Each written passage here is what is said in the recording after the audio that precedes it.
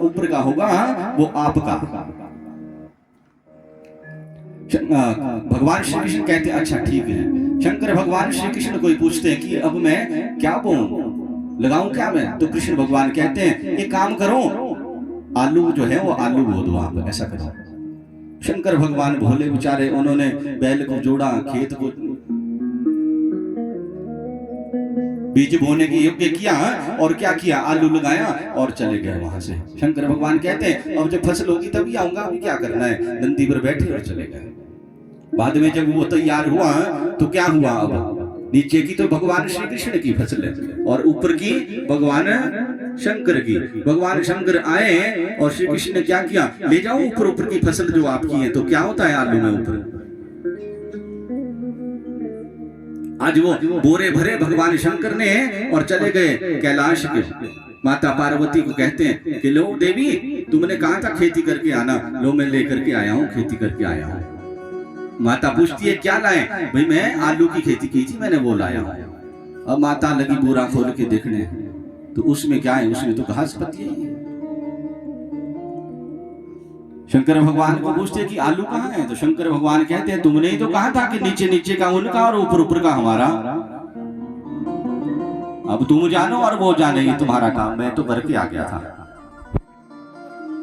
शंकर भगवान की जय। तो क्या हुआ, माता पार्वती ने दूसरी बार फिर भेजा कि फिर जाओ और फिर से खेती करो, लेकिन इस बार क्या करना, इस बार कहना कि जो ऊपर की फसल होगी वो मेरी और जो नीचे की होगी आपकी। एक शर्त चेंज कर देंगे बस थोड़ा सा। भगवान शंकर फिर से जो है भगवान श्री कृष्ण के पास गए।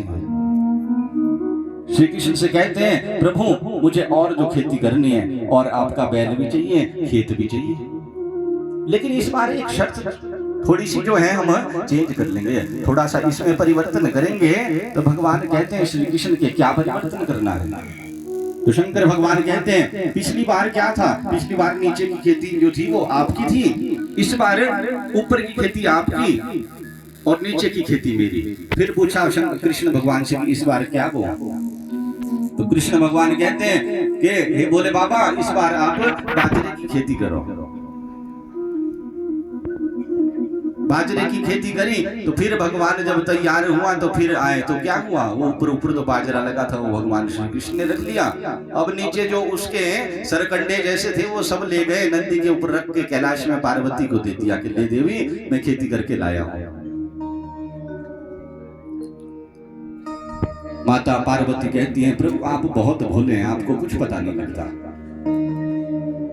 एक काम करो और जाओ एक बार फिर खेती करके आओ तीसरी बार, और इस बार क्या करना, ना ऊपर का ना नीचे का, बीच का जो होगा वो कहना कि वो मेरा, बाकी सब आपका। फिर